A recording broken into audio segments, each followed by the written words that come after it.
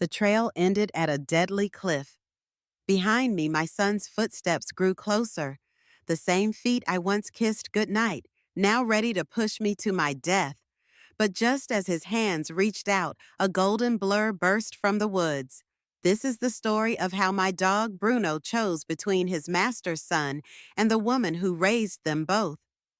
Welcome to her Fireside Stories, where betrayal meets unexpected heroism. Stay with me until the end. You won't believe how this mother-son hike turned into a fight for survival. Marjorie Hale had grown used to the soothing rhythms of Willow Ridge, that small Colorado mountain town she'd called home for nearly 4 decades.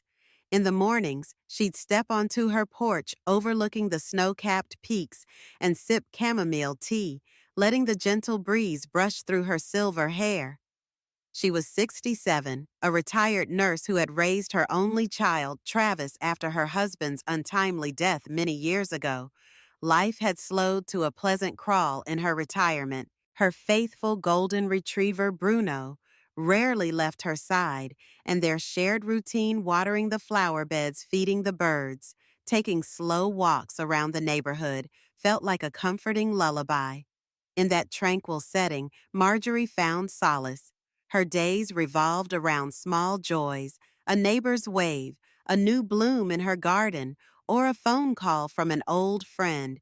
Even the chill of the Colorado evenings was tamed by Bruno's warm presence at her feet. And while the house occasionally felt too quiet, Marjorie was content with the peace that came after years of hard work and single parenthood. The house itself, a humble cottage with a creaky porch and cheerful yellow walls, had been her sanctuary since her husband's passing. At times, she still caught herself looking at his old rocking chair in the corner, missing the days when his baritone voice echoed in the living room. Yet she found ways to carry on, a testament to her resilience. In town, she was known for her kindness and unwavering support for anyone in need. She still volunteered at the local clinic every so often, bandaging small wounds and offering a compassionate ear. Elliot Garner, her neighbor, was a retired detective who had moved to Willow Ridge to find peace in his twilight years. He and Marjorie shared a congenial bond. His watchful eyes noticed more about the town than most realized, and Marjorie often felt safer just knowing he was nearby. People in Willow Ridge called Marjorie the heart of the community, a title she wore humbly. She had never asked for praise or spotlight. Her only real pride lay in raising Travis after losing her husband.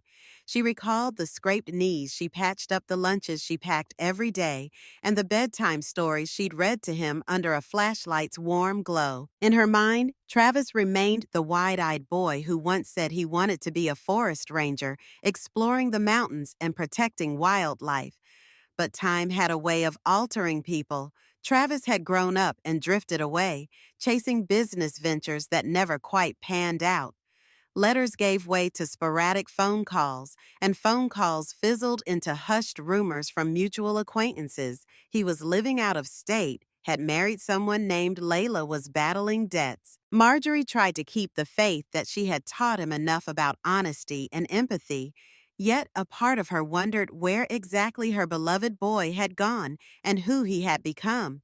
All the same, she prayed she would see him again before long, determined that any friction between them would be soothed once they looked each other in the eye again. That fateful day came sooner than she expected. One Friday morning, Marjorie stood in the garden bed carefully trimming the lavender to encourage more blooms when she saw a car pull up the gravel driveway. At first, she shielded her eyes from the sun, unsure who might be arriving unannounced. Then she recognized Travis's lean figure stepping out of the driver's seat. Relief mixed with a hint of nervous tension washed over her. It had been a couple of years since she'd seen her son face to face. Anxiety fluttered in her chest as she set aside her pruning shears. She noticed someone else exit the passenger side, his wife, Layla Hale. Layla was petite with sharp features that reminded Marjorie of a fox, calculating eyes that shifted quickly across the yard. Bruno trotted up, tail wagging with curiosity, and nudged Travis's hand. At first, Travis responded with an enthusiastic rub behind Bruno's ears, wearing the smile that Marjorie remembered from his boyhood, but there was something in his posture. Stiff shoulders, a forced grin that made Marjorie uneasy. Layla, meanwhile, announced she was pregnant, giving Marjorie a reason to widen her arms and embrace them both. A baby!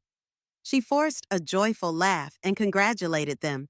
Underneath her excitement, though she sensed a dissonance, Layla's eyes never quite matched her bright smile, and the hand resting on her belly seemed more performative than nurturing. Over dinner that evening, the couple told stories of their supposed successes.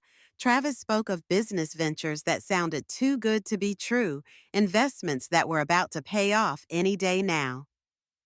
Layla chimed in about their luxury apartment, which they had left behind due to a sudden rent hike. Marjorie listened, nodding politely. Feeling unsettled by their rapid-fire justifications, something was off, but she couldn't pinpoint what. The real blow came when Travis casually mentioned they'd love to stay with her just for a few months at least until Layla gave birth. Marjorie hesitated. This home was her safe haven. Yet, out of maternal affection, she offered them her spare room. From the moment they brought in their luggage, the atmosphere shifted. Layla complained about the cramped space, about the lack of modern appliances, about the weird smell of the old house. Travis commented that it would be nice if they had an upgraded nursery.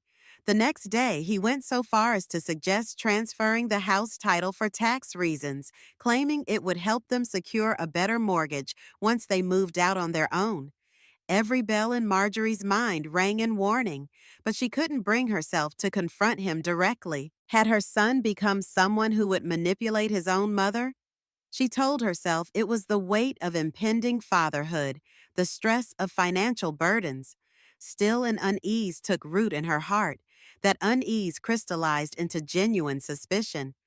Late one night when Marjorie overheard a phone call, she had gotten up to use the bathroom and decided to check if she'd locked the back door, only to catch Layla in the kitchen whispering into her phone. The words that drifted across the hallway froze Marjorie's blood. "Once we get her on that trail, it's done. Easy money." The call ended abruptly, and Layla slipped back into the guest room before Marjorie could confront her. Still, those words pounded in Marjorie's ears like a relentless drumbeat echoing in the silent house. Fearful thoughts plagued her. Who was Layla talking to, and what did she mean by easy money? Was there some scheme unfolding right under her nose? In her younger days, Marjorie might have dismissed these worries as overblown, but something about Layla's voice, quiet and menacing, refused to let her find any peace. That same night, as she tried to settle her nerves, she passed by the home office Travis had been using.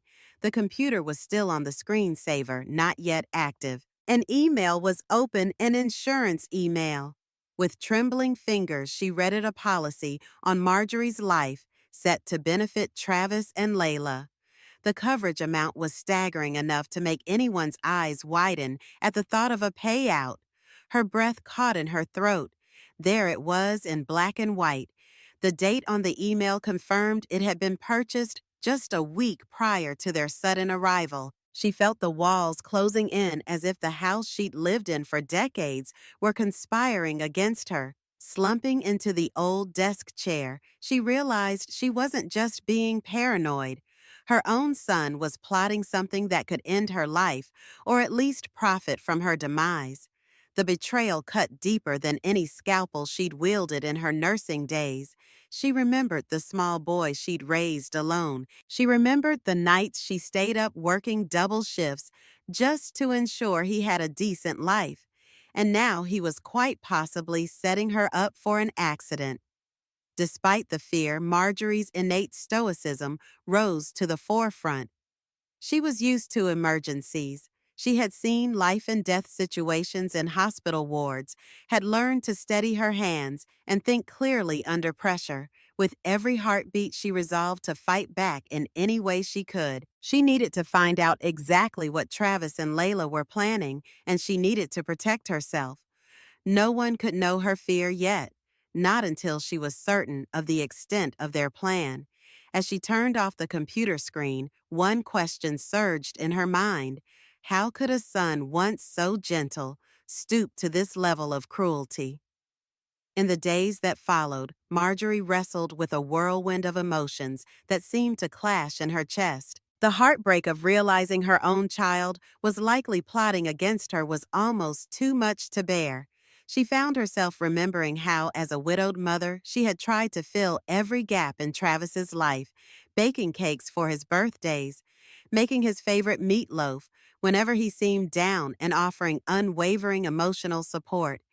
She wondered if she'd done something wrong in her parenting that allowed him to grow into a man capable of such cold manipulation. It felt inconceivable that the baby she had once swaddled could become someone who might view her death as a financial opportunity.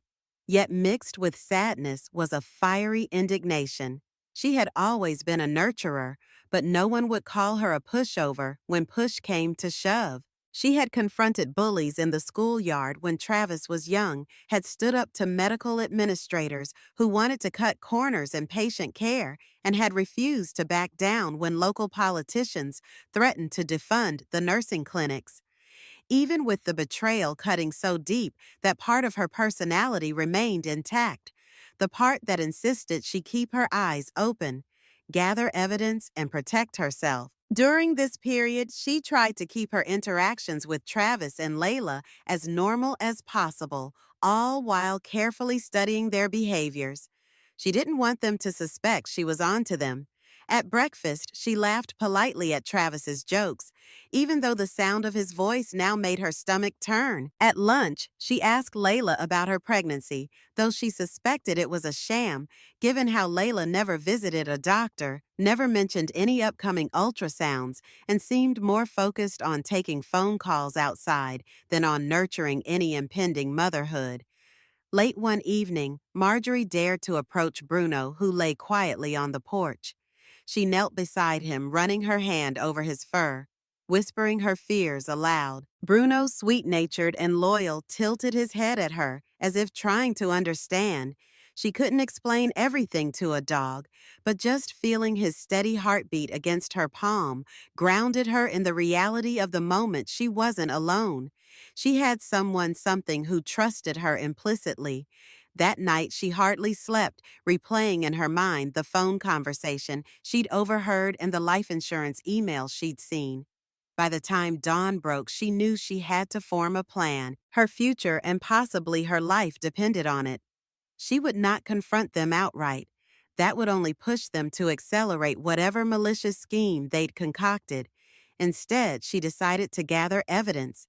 In her nursing days, she had learned that meticulous documentation could be the difference between someone walking free and facing justice. Her next step would be to watch record and ready herself for a confrontation on her terms. Before she could launch into her quiet investigation, however, something else happened that rattled her deeply. Bruno disappeared. One afternoon, Marjorie returned from a short trip to the grocery store to find the backyard gate ajar and no sign of the dog anywhere. Normally, Bruno would come bounding to greet her, tail wagging in a blur of excitement. But now the yard was eerily empty. Travis and Layla were inside the house, feigning ignorance. Maybe he slipped out, Travis said, arms folded, an odd mix of concern and dismissiveness in his tone. Layla added, I'm sure he'll be back soon. Dogs wander.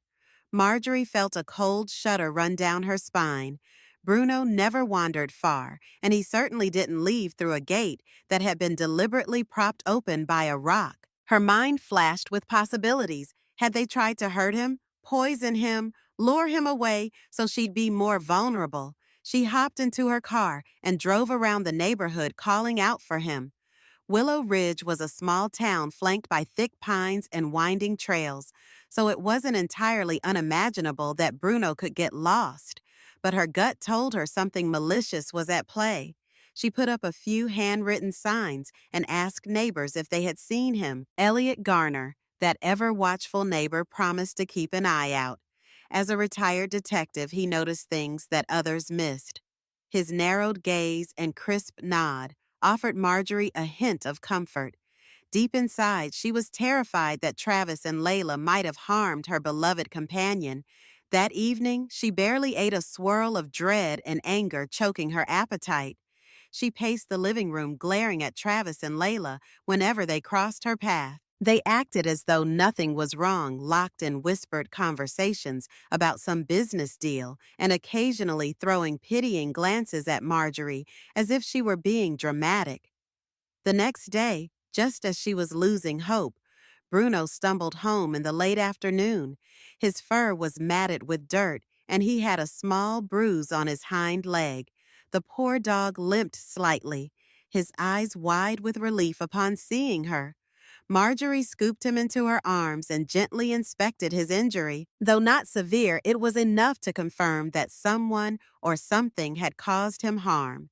She noticed Travis and Layla watching from the window, an inscrutable look on their faces. That moment solidified her resolve. She would not let them take Bruno away from her again, nor would she let them orchestrate whatever scheme they had in mind for her.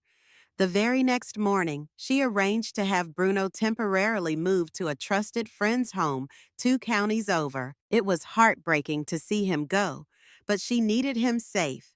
With Bruno secured, she felt slightly more at ease to do what needed to be done next. Gather proof of their wrongdoing without constant fear for her dog's safety. Marjorie's background in nursing had taught her that details could save lives, so she devoted herself to documenting every suspicious finding in the house. First, she carefully inspected the kitchen. In a corner cupboard, she discovered a small bottle of medication hidden behind the sugar jar, a bottle that certainly hadn't been there before Travis and Layla arrived. Reading the label, she found it was a strong sedative commonly used to incapacitate. Marjorie snapped photos with her phone, making sure to capture the expiration date, batch number, and any visible instructions on the label. Next, she placed a small voice recorder beneath the kitchen counter, where Travis and Layla often whispered after dinner. It wasn't top of the line, but it would pick up conversation if they talked within earshot. She also took careful note of Travis's nighttime habits.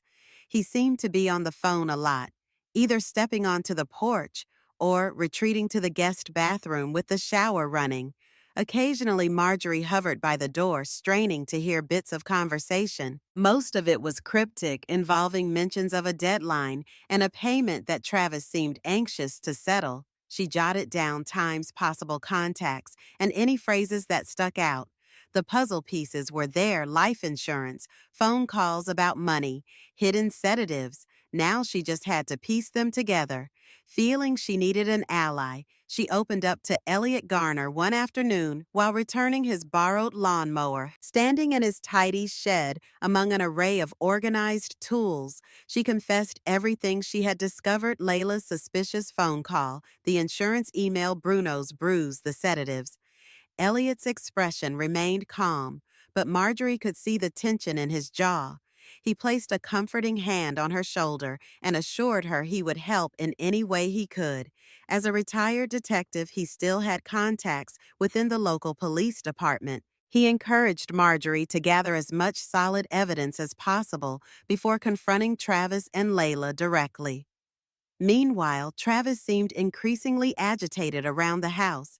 He'd stay awake long after Layla fell asleep, pacing the living room, tapping numbers into a calculator, scribbling on a notepad. He spent entire afternoons driving around in Marjorie's old truck, returning with vague explanations about meeting up with an investor. Whenever Marjorie tried to talk to him, he brushed her off, claiming he was too busy. Layla, on the other hand, played the part of the delicate pregnant woman to perfection, complaining of nausea in the mornings, insisting she needed special teas or expensive vitamins. Not once did she let Marjorie accompany her to a doctor's appointment. Marjorie saw right through the ruse, but she bit her tongue, waiting for the right moment to strike. She knew she had to be absolutely sure of the extent of their plan before making any move that could tip them off. Her final piece of preparation came when she found GPS coordinates on scraps of paper in Travis's jacket pocket. They pointed to Eagle Crest Ridge, a remote, rugged trail at high altitude. It wasn't a popular spot for casual hikers due to its steep drop-offs and narrow pathways. Further snooping revealed that Travis had mapped the trail on an online site, measuring certain sections that were particularly close to sheer cliff edges. Marjorie's blood ran cold as she pieced it all together. They intended to lure her there, possibly to push her off the edge, so it would look like a tragic hiking accident. The insurance payout would be swift if the authorities ruled it accidental. She swallowed hard, her resolve solidifying. She refused to be a passive victim in her own demise. Determined to face this trap on her terms, Marjorie started collecting gear that would give her an edge: sturdy hiking boots with specialized grip, extra padding for her jacket, a small baton she could easily conceal. She even practiced using a makeshift harness in case she had to catch herself on the rocky ledge. If Travis and Layla wanted to play with her life, she would be ready. She also left digital breadcrumbs of her suspicions with Elliot, emailing him pictures, voice recordings, and her own written testimonies. Should anything happen to her, she wanted Elliot to have everything he needed to expose their crime. But with each step she took towards safeguarding herself, the heartbreak of her son's betrayal weighed heavier. She couldn't help but think back to the sweet memories: Travis hugging her tightly on the day he graduated high school, the way he used to grin when he found a cool rock on their nature walks. Now that same son was planning to end her life for financial gain. The heartbreak was a canyon in her chest, but it was overshadowed by the need to survive. In this tense atmosphere, Marjorie wore a calm mask, greeting Travis and Layla politely each morning, acting mildly interested in their constant mentions of investments and future plans. She pretended not to notice how Layla avoided heavy lifting or how Travis's phone calls were more frequent than ever. The countdown to the hike was ticking, and Marjorie knew she had to be ready when the time came. She steeled herself for what would inevitably be a perilous confrontation, one that would determine whether she got to live out the peaceful twilight of her life in Willow Ridge. The day Travis suggested a bonding weekend at Eagle Crest Ridge, Marjorie almost felt relieved.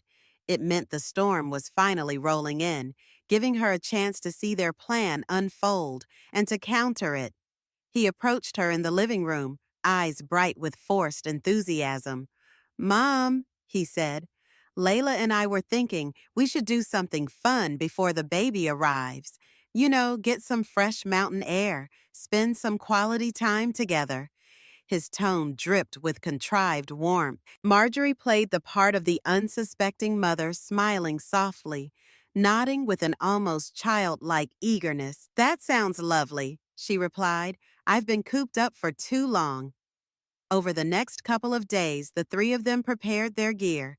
Travis insisted on buying new backpacks for everyone, throwing in a few suspicious energy drinks that he claimed were packed with electrolytes. Layla, for her part, fussed about carrying too much weight because of her pregnancy, but insisted she was still eager for the hike. The night before they set out, Marjorie made a point of going to bed early, leaving Travis and Layla alone in the kitchen. She could hear muffled voices, probably finalizing how they would stage her tragic fall. For a moment, fear gripped her, but she reminded herself of the baton hidden in her pack, the sturdy boots, the hidden recorder she'd sewn into the lining of her jacket. Morning arrived with a crisp, clear sky. They drove to the trailhead, which was isolated enough that only a few cars dotted the parking area. The rugged path leading up Eagle Crest Ridge was every bit as steep as Marjorie recalled. Years ago, she had hiked a portion of it with a church group. Now, the loose gravel and jutting rock faces looked even more imposing. Travis led the way. Layla followed, and Marjorie brought up the rear at a cautious pace. She clutched her walking stick, another layer of protection. The first mile or two felt almost civil, with only light conversation about the weather and the stunning vistas. Then, as they reached a fork in the trail, Travis suggested they take the more challenging route. Better views, he claimed. Layla pretended to check her phone's GPS, feigning surprise that the alternative path was under construction or blocked off. Marjorie nodded gamely, still feigning naivety. As they climbed higher, the sheer drop to the left side of the trail became terrifyingly clear. The wind howled and small rocks occasionally tumbled over the edge, disappearing into the canyon below. Marjorie's heart pounded. She focused on each step, keeping her stance firm, remembering the self-defense tactics she had rehearsed in her mind. As they neared a particularly precarious ledge, Layla suddenly gasped and clutched her ankle. She crumpled to the ground, whining dramatically about twisting it. Marjorie knelt beside her, playing along, asking if she needed a bandage. Travis hovered an edge of impatience, cracking through his sympathetic facade. "We can just rest here for a bit," he said, feigning concern. Marjorie forced a worried expression. Inside, she could almost hear the countdown ticking. They were setting her up for some accidental misstep. She resolved to remain vigilant, refusing to give them the opening they craved. The trail narrowed even more as they continued, forcing them to walk single file. Layla limped along theatrically, leaning on Travis's shoulder. Marjorie maintained a safe distance behind them, observing every glance they exchanged, every whisper that passed between them. She knew that if they wanted to strike, it would likely be on a segment of trail where no one else could witness an unfortunate accident. Around the next bend, they came upon a spot with a relatively clear viewpoint of the valley below, though clear was hardly the word Marjorie would choose. The drop was dizzying, and one wrong step could send a person plummeting hundreds of feet. It was then that Travis suggested they stop for water. Marjorie unzipped her pack and pretended to take a swig from the bottled drink he'd handed her. She had practiced how to sip without swallowing, letting a bit of water dribble down her chin before wiping it away discreetly.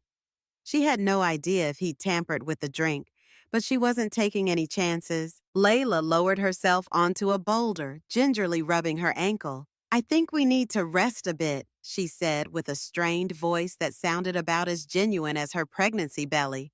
Marjorie nodded, then stepped closer to the edge, as if drawn by the view. She could practically feel their eyes on her back, anticipating the moment.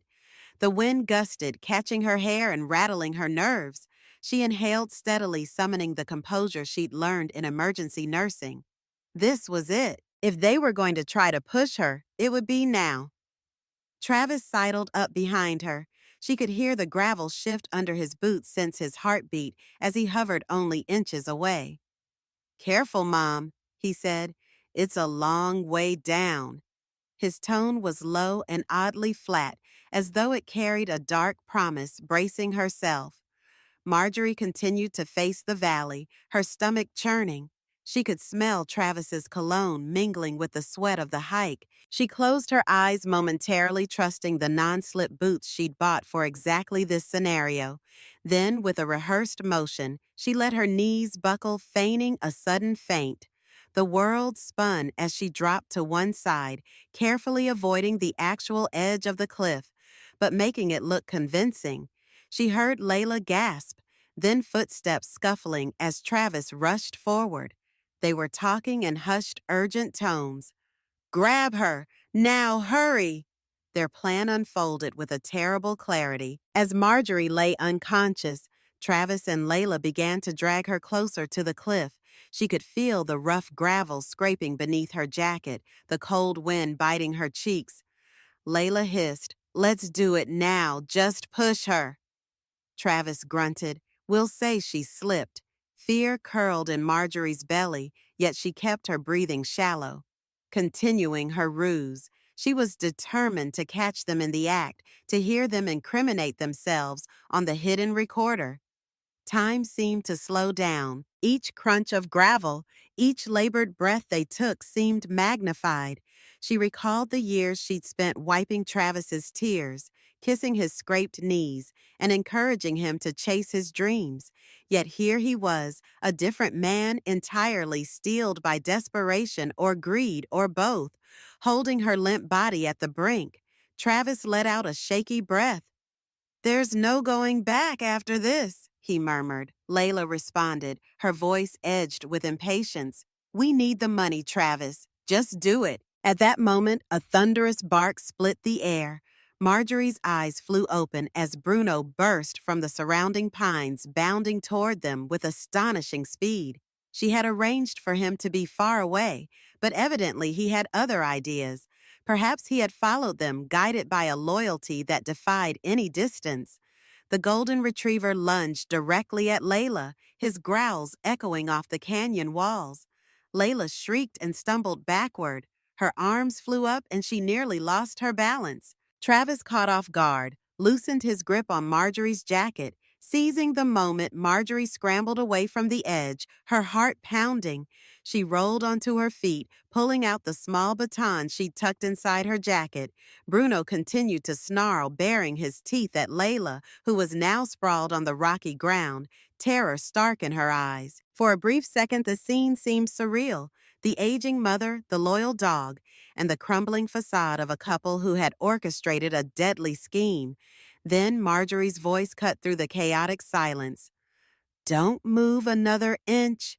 She met Travis's stare, baton raised, her grip steady, despite the adrenaline surging through her veins. Travis's face paled. He took a step back, his hands partially raised as if to show he wasn't armed. "Mom, it's not what you think," he tried. Voice trembling, Marjorie let out a bitter laugh, the heartbreak evident in her eyes. "Really, Travis, because I think you were about to push your own mother off a cliff." She glanced at Layla, who looked around in a panicked daze, as if searching for an escape route. Her pregnant act was over. She no longer cradled her belly. Instead, she clutched the ground, her nails scraping at the gravel. Tears burned in Marjorie's eyes, not of fear, but of profound sorrow for what had almost happened. She had loved Travis with every fiber of her being, and here he stood, a stranger who had contemplated sacrificing her life for a payout. Bruno remained by her side, every muscle tense, ready to protect her if needed. At that moment, Marjorie felt an odd mixture of triumph and heartbreak. She had the proof she needed, a recorded confession, an interrupted murder attempt, and the beloved dog who had raced to save her. But the cost was the irreparable loss of faith in her only son. She squared her shoulders, baton still raised, and locked eyes with Travis. "I know about the life insurance, the phone calls, the sedatives in my kitchen," she said, her voice sharper than he'd ever heard it. "I know you planned this out. I know every detail of what you and Layla tried to do." She spared a glance for Layla, who lay panting on the ground, eyes brimming with the realization that their perfect plan had collapsed. "You think I'm just some frail old woman," Marjorie continued, "but you forgot. I was a nurse. I see the signs. And I'm your mother. I know when you're lying." Travis's mouth opened and closed a few times, but no words emerged. Finally, he stammered, "We're in debt, Mom. Layla and I, we had no choice, we thought." His voice faltered. Marjorie shook her head, tears threatening to spill. "You always have a choice, Travis," she whispered. "You just made the wrong one." Before he could respond, the sound of snapping twigs and muted footsteps echoed from the tree line. Elliot Garner emerged, followed closely by two uniformed police officers. They moved quickly but cautiously, firearms at the ready. Relief washed over Marjorie. She had coordinated with Elliot, giving him the approximate time and location of the hike. She'd asked him to hang back to gather the final undeniable evidence of Travis and Layla's intentions. Now he and the officers had arrived just in time to witness the aftermath. One officer spoke into his radio, confirming their location, while another approached Travis and Layla. "Don't move," he ordered, voice firm. Elliot gave Marjorie a nod, an unspoken sign of respect for her courage. As the gravity of the situation sank in, Layla began to sob, perhaps realizing how easily she might have fallen off the cliff herself. When Bruno attacked, Travis's shoulders slumped, defeat etched into every line of his posture. The attempt on his mother's life had failed, and now he stood face to face with the consequences. The officers quickly secured the scene, instructing everyone to move away from the cliff's edge and gather in a safer area. On the trail, Bruno stayed glued to Marjorie's side, wary eyes never leaving Travis and Layla. Marjorie finally let the baton drop to her side, her arms trembling from the emotional strain. An officer stepped forward, gently guiding her away from the confrontation so they could ask questions and check her for injuries. She assured them she was unhurt, save for a few scrapes on her elbows and knees. Travis and Layla stood apart, handcuffed, their expressions swinging between shock and anger. Layla's tears had dried up and she wore a stony mask, occasionally shooting desperate glances at Travis, as though hoping he might still salvage the situation. Travis, for his part, looked uncharacteristically pale, with no more bravado or fake charm left. He sank onto a fallen log, head bowed. An officer read them their rights, citing probable cause for attempted murder and conspiracy to commit insurance fraud. The weight of those charges seemed to press the air out of Travis's lungs. Elliot approached Marjorie, placing a supportive hand on her shoulder. "You did the right thing," he murmured. She nodded, though her eyes brimmed with tears. "I know," she whispered, "but it doesn't stop it from hurting." She glanced over at Travis, who refused to meet her gaze. Bruno nudged her hand, sensing her distress, and she scratched behind his ears in silent gratitude. She thought about how only weeks ago her biggest concerns had been the squeaky back door or a patch of weeds in her garden. Now her life had been turned upside down, and the cause of it all was her own flesh and blood. The police took preliminary statements from everyone. Marjorie handed over the small recorder sewn into her jacket, explaining that it contained evidence of Travis and Layla's incriminating dialogue. Elliot mentioned he had also recorded parts of the confrontation from his vantage point in the trees. For a moment, the officers exchanged looks of respect.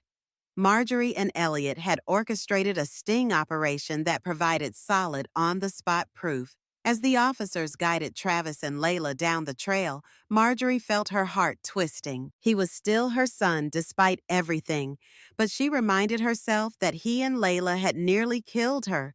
That chilling truth wouldn't vanish simply because of a mother's hope for her child's redemption. She leaned against a pine tree, inhaling the crisp mountain air, her body trembling from the aftershock. When she closed her eyes, she saw the image of Travis standing behind her on the cliff the moment she nearly lost her life. Shaking away the thought, she focused on the present, on Bruno's fur beneath her fingers, and the comforting presence of Elliot by her side. By the time they reached the base of the trail, a second patrol car had arrived. Travis and Layla were placed inside separate vehicles. Layla sputtered accusations at Travis. "This was your idea. You promised me it was foolproof." Travis in turn glared and refused to speak. The officers shut the doors, the final clang of metal locks punctuating the official end to their plan. Marjorie watched, still numb, as her son was driven away. Possibly for the last time she'd see him as a free man.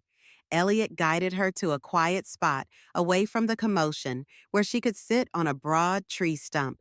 Her legs felt weak and every muscle in her body seemed to ache from tension. Bruno settled at her feet, his warm gaze a silent reassurance. Elliot knelt beside her. Speaking softly, "I know this can't be easy for you," he said, "but you did everything right. They were ready to go through with it. If we hadn't shown up, who knows what would have happened." Marjorie let out a shaky breath, nodding in agreement. Despite her heartbreak, she felt an undercurrent of relief. Relief that she was alive, that their plan had failed, and that they would face justice instead of escaping. A paramedic on the scene offered to check her vitals, and she obliged, wanting to ensure that the stress hadn't spiked her blood pressure too dangerously. Her heart was racing, but she was otherwise fine. As the initial shock began to subside, Marjorie found herself reflecting on the chain of events. Travis and Layla's sudden appearance, the fake pregnancy, the life insurance policy, the plan to use the remote trail as a site for an accident. She couldn't quite believe she'd been forced to play such high-stakes detective in her own life. Yet the old nurse in her was proud she hadn't cowered or let them outsmart her. She had taken control and used her resourcefulness to safeguard herself, and in a way, justice. "Are you ready to head home?" Elliot asked gently, seeing that the officers were wrapping up at the scene. Marjorie nodded. "I think so." she said, her voice barely above a whisper. She wanted nothing more than the familiarity of her old cottage, the creak of the wooden porch, and a warm cup of tea in her hands. The wind rustled through the pines almost like a sigh of relief on the mountain's behalf. Marjorie turned her head to look at the ridge one more time, marveling that this place, which once offered only beauty and serenity, had nearly become her grave. The drive back to Willow Ridge was subdued. Elliot insisted on driving Marjorie's truck, making sure she was in no condition to be behind the wheel. Bruno rested in her lap, occasionally nuzzling her chin, as though to remind her that he was there, that he had come for her at the most critical moment. Each passing mile of pine-lined road felt like a step back into reality, away from the surreal nightmare they had just escaped. Once in town, Elliot parked the truck in Marjorie's driveway and helped her out. Inside the cozy cottage, Marjorie sank into her living room armchair. She felt her grief like a physical weight pressing down on her chest. She might have stayed in that daze indefinitely had Bruno not crawled into her lap, licking her face with earnest concern. That gentle canine love cracked her composure, and a tear slipped down her cheek. Elliot offered to make some tea, and she nodded gratefully. While the kettle boiled, he explained that Detective Sloan, an old colleague of his, would likely handle the investigation going forward. Marjorie had enough evidence to make a strong case against Travis and Layla, and the local police would keep her informed of every step in the legal process. She let out a long exhale and closed her eyes, allowing the warmth of the cottage to wrap around her. Despite her relief, a small part of her felt a pang of guilt. Should a mother ever feel responsible for her grown child's moral failures? Or had Travis lost his way all on his own? That question weighed on her like a question with no clear answer. But for now, at least she could breathe freely, safe from their treachery. When Elliot returned with 2 steaming mugs of chamomile tea, Marjorie forced a smile. "Thank you," she murmured. The two sipped in silence, the tension slowly dissolving into the air. After a few minutes, Elliot cleared his throat. "I'll check in on you tomorrow morning," he said gently. "You've had a shock. Try to get some rest, okay?" Marjorie nodded, and with a tip of his hat, Elliot departed. Alone again, she looked around her old familiar home. It was as if everything had changed. Yet the house still stood steadfast, welcoming her back into its safety. Over the following days, Marjorie navigated a whirlwind of police interviews, legal consultations, and emotional confrontations with the truth. Detective Sloan, a seasoned investigator with kind but probing eyes, came by the house to take her formal statement. Marjorie described the entire saga, the overheard phone calls, the suspicious life insurance policy, the forced disappearance of Bruno, and finally the planned push off Eagle Crest Ridge. Sloan listened intently, occasionally jotting notes in a leather-bound pad. He confirmed that Travis and Layla were each being held on suspicion of attempted murder conspiracy, and insurance fraud. News of the arrest spread quickly through Willow Ridge. The quiet, close-knit community was shaken. People who'd known Marjorie for years dropped by with casseroles and offers of help, outraged that she could have been targeted in her own home. Though grateful for their support, Marjorie felt overwhelmed by the attention. She was still processing the sting of betrayal from Travis's actions. The entire ordeal felt surreal, as if she were reading about someone else's life in the local paper. At one point, Travis's public defender reached out, testing the waters to see if Marjorie might drop the charges or offer a statement of leniency. She refused to discuss it, her resolve firm. There was no misunderstanding here. Travis and Layla had intended to kill her. The phone calls, the sedatives, the vantage point at Eagle Crest Ridge, all of it was too damning to ignore. She found it astonishing that her son, or the memory of her son, had stooped so low. Even if there was a shred of regret in Travis now, it came too late. Amid this turbulence, Bruno became her constant companion and source of comfort, never straying far from her side. She resumed her old routines, watering the lavender brewing tea at dawn, but the tranquility felt different now. The knowledge of how close she'd come to losing everything added a new layer of gratitude, but also a somber awareness of life's fragility. Sometimes she found herself gazing at the mountains in the distance, recalling the moment she'd nearly been pushed into oblivion. In those moments, Bruno would sense her unease and nuzzle against her leg, reminding her that she was still here, still breathing. Marjorie faced one final heartbreak when Detective Sloan uncovered evidence that Layla had orchestrated a similar scheme in another state, targeting an elderly relative. That older victim hadn't died, but she'd nearly lost her home to Layla's manipulations. The detective's findings painted a picture of a couple who latched onto financial shortcuts at every turn, with Travis's debts piling so high that murder seemed like a twisted solution. Any lingering hopes Marjorie had that this had been some fleeting, desperate impulse vanished. Their plan was calculated, heartless, and repeated. Yet in the midst of this darkness, Marjorie found a flicker of light in the people who rallied around her. Elliot checked in daily, sometimes bringing along a puzzle book or a warm meal. Friends from her church group dropped off groceries. Even the postman left a small bouquet of wildflowers by her mailbox. These gestures reminded her that while evil could lurk even in one's own family, kindness was still abundant in Willow Ridge. The community she'd loved for decades now poured its love back into her life. Legally, matters moved slowly. There would be a trial unless Travis and Layla decided to plead guilty.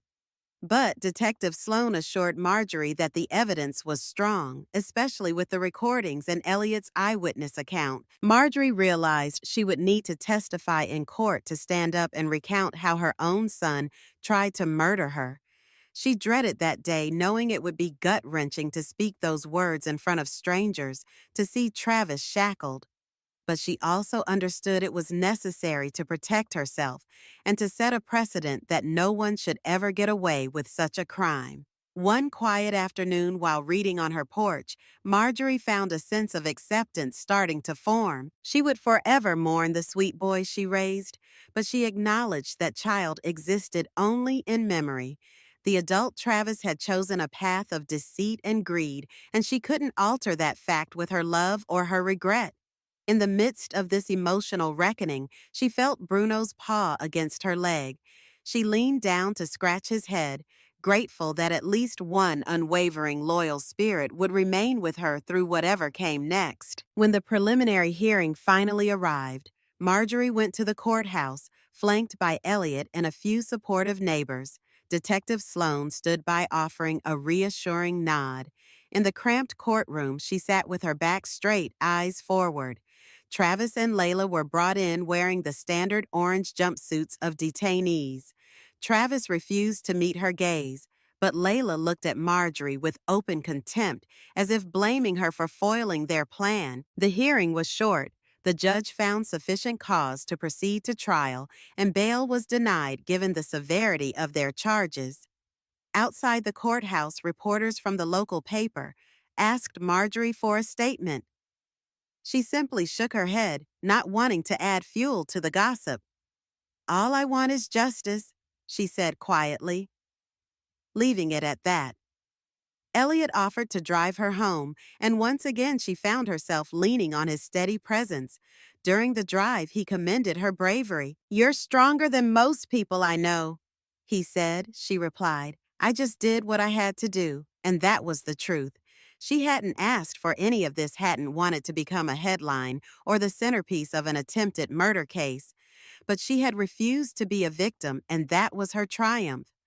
In the following weeks, as the legal process churned on, Marjorie tried to reclaim small pieces of normalcy. She hosted a modest dinner for the neighbors who had supported her, nothing fancy, just a hearty stew and homemade bread.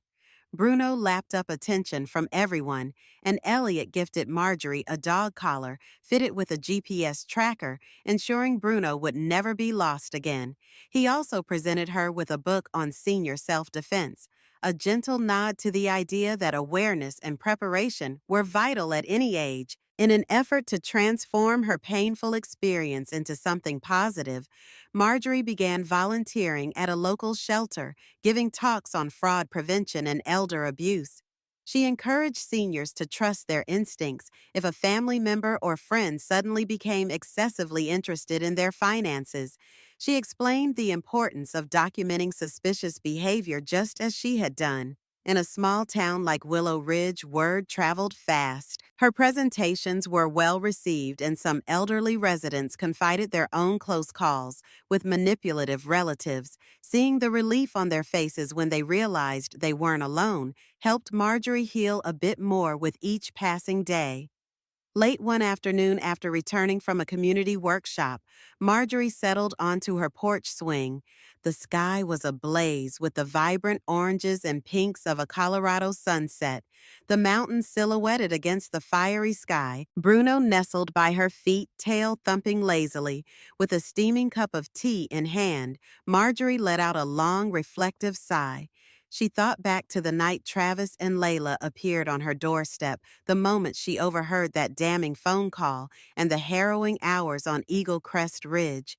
It all seemed so distant yet so permanently etched into her soul. No matter how many times she turned the events over in her mind, she couldn't fully grasp how a child she had loved and nurtured could plot something so heinous.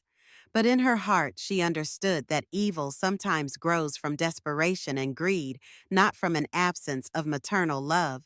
She felt sadness for Travis, but she also felt resolve in her decision to pursue justice. Closing her eyes, she offered a silent prayer, not just for her own healing, but for any mother who might face a similar nightmare. Bruno gave a contented groan, as if prompting her to look around and appreciate the life she still had. She was alive, she was free, and she was surrounded by people and pets who cared. If anything, the experience fortified her commitment to be vigilant and to share her story. She decided she would continue her talks at the shelter, maybe even help expand the program statewide. She had survived a death trap and emerged stronger, ready to protect others from a similar fate. A gentle breeze stirred, and Marjorie rocked slowly on the swing. She set down her tea to run her fingers through Bruno's fur. "They thought I was weak, Bruno," she murmured softly. "But I had you and I had myself. That's all I ever needed." As the sun dipped behind the mountains, she found the peace she'd sought, an unshakable certainty that life would go on and that she, Marjorie Hale, had the courage to shape what came next. And so ends our tale by the fireside.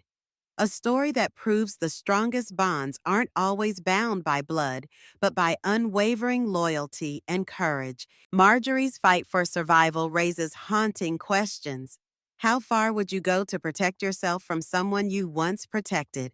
At what point does maternal love yield to self-preservation? If this story of betrayal and unexpected heroism resonated with you, join our storytelling family by hitting subscribe.